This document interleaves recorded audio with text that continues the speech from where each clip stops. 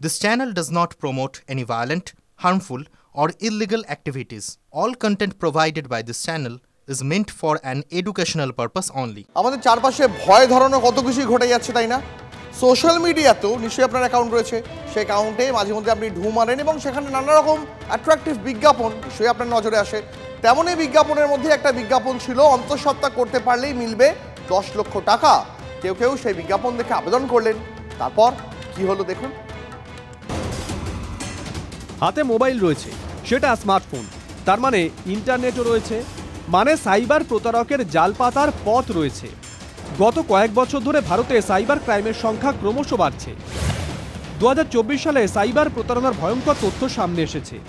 প্রথম 4 মাসে 1750 কোটি টাকা বেহাত হওয়ার অভিযোগ। সাইবার প্রতারণার নতুন অস্ত্র হিসেবে ডিজিটাল অ্যারেস্টকে ব্যবহার করছে জালিয়াতরা। তার মধ্যেই এবার প্রতারণার নয়া চক্রের পর্দাফাঁস। অন্তঃসত্ত্বা করলেই মিলবে 10 লাখ। ফাঁদ পেতে অনেকের পকেট ফাঁক। এই চক্র কাজ করছিল প্রতিবেশী রাজ্য বিহারে। জালিয়াতির কারবারে জড়িত থাকার অভিযোগে 3 জনকে গ্রেপ্তার করেছে পুলিশ। জানা গেছে, all India pregnant job service এই নামে সোশ্যাল মিডিয়ায় প্রচার চালানো হয়। সংস্থার পক্ষ থেকে বিজ্ঞাপন দিয়ে বলা হয়, নিঃসন্তান মহিলা অন্তঃসত্ত্বা হতে চান, তাকে অন্তঃসত্ত্বা করতে পারলে মিলবে 10 লক্ষ টাকা। ব্যর্থ হলেও পাওয়া যাবে 50,000 থেকে 5 লক্ষ টাকা। সোশ্যাল মিডিয়ায় এমন বিজ্ঞাপন দেখে উৎসুক অনেকেই অল ইন্ডিয়া প্রেগনেন্ট সার্ভিসের সঙ্গে যোগাযোগ করেন। আবেদনকারীরা ফাঁদে পা দিতেই প্রথমে আধার কার্ড, প্যান কার্ড জমা নেওয়া হয়। আবেদনকারীর ছবি নেয় সংস্থার কর্মীরা। রেজিস্ট্রেশন ও হোটেল বুকিংয়ের নাম করে টাকা আদায়। তারপর আসল খেলা শুরু।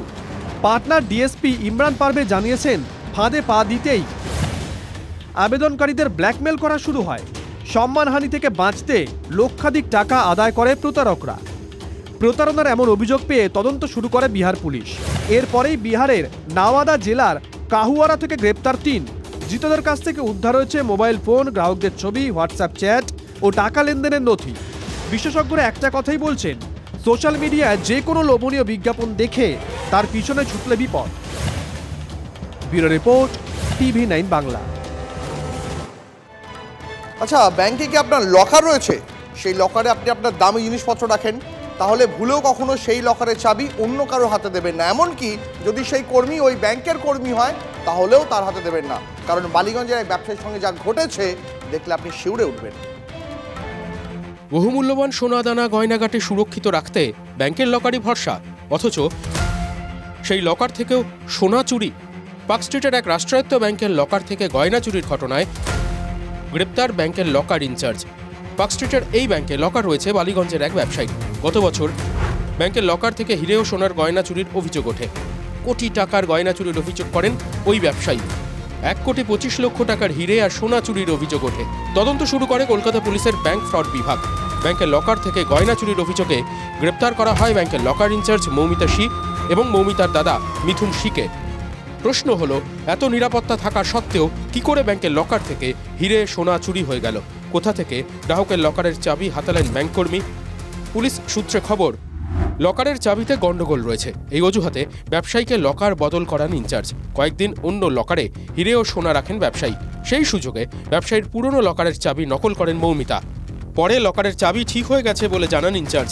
ফের পুরনো লকারের সামগ্রী রেখে দেন ব্যবসায়ী। এরপরই নকল চাবি দিয়ে ব্যবসায়ীর লকার খুলে হিরে ও গয়না চুরির অভিযোগ মৌমিতা শির বিরুদ্ধে।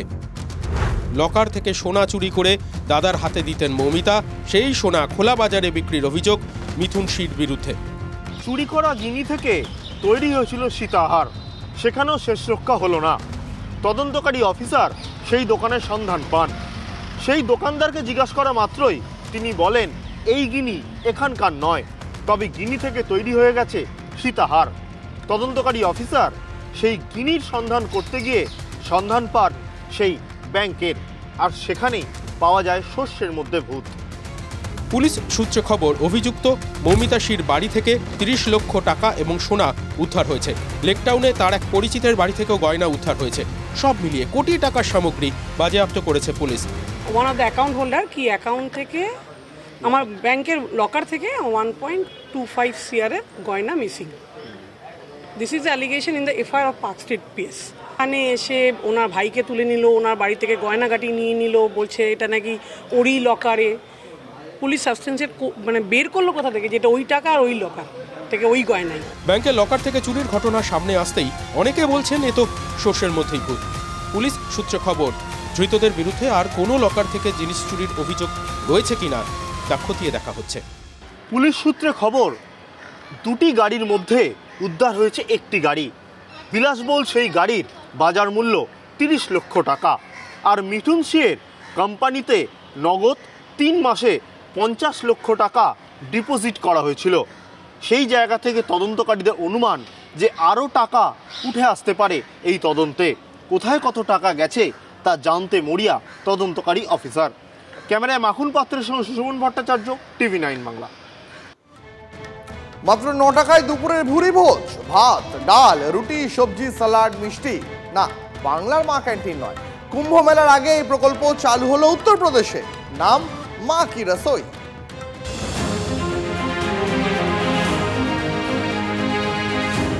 মহাকুম্ভের জন্য সেজে উঠেছে প্রয়াগরাজ। এবার সেই মহাকুম্ভের উত্তরপ্রদেশেও লাগলো বাংলার ছোঁয়া।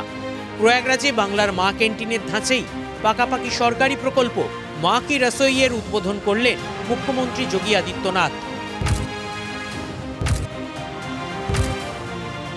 এই হেসেলে ভরপেট খাবার পাবেন আর্থিকভাবে দুর্বল মানুষ। মাত্র 9 টাকায় মিলবে পেট ভরা দুপুরের খাবার। নাম মা কি রসোই। এক্স স্যান্ডেলে সপরিষদ ক্যান্টিন উদ্বোধনের ছবিও প্রকাশ করেন যোগী আদিত্যনাথ। উদ্বোধনী অনুষ্ঠানে যোগী আদিত্যনাথের সঙ্গে ছিলেন উত্তরপ্রদেশের একাধিক মন্ত্রী ও সরকারি কর্তা। আর্থিকভাবে দুর্বল মানুষের জন্যই সরকারি উদ্যোগ মা কি রসোই, যা পরিচালনার দায়িত্ব দেওয়া হয়েছে নন্দী সেবা সংস্থানকে। কি মিলবে কুম্ভ মেলার মা কি রসোইয়ে? মাত্র 9 টাকায় পাওয়া যাবে ভাত, ডাল, 4টি রুটি, সবজি, স্যালাড আর মিষ্টি। প্রয়াগরাজের স্বরূপরানী নেহরু হাসপাতালের ক্যাম্পাসে প্রায় 2000 বর্গফুট এলাকা জুড়ে তৈরি হয়েছে সম্পূর্ণ এসি ক্যান্টিন মা কি রসোই।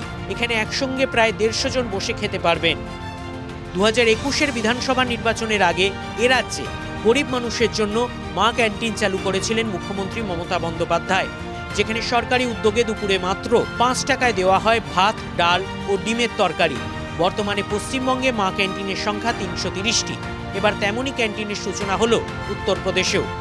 পশ্চিমবঙ্গে মা ক্যান্টিন উঠে গেছে, কিন্তু উত্তরপ্রদেশে যোগীজির তৈরি করা এই মা কি রসোই দেখবেন চলতেই থাকবে। মা ক্যান্টিনকে অনুকরণ, কপিক্যাট কপিক্যাট কপিক্যাট।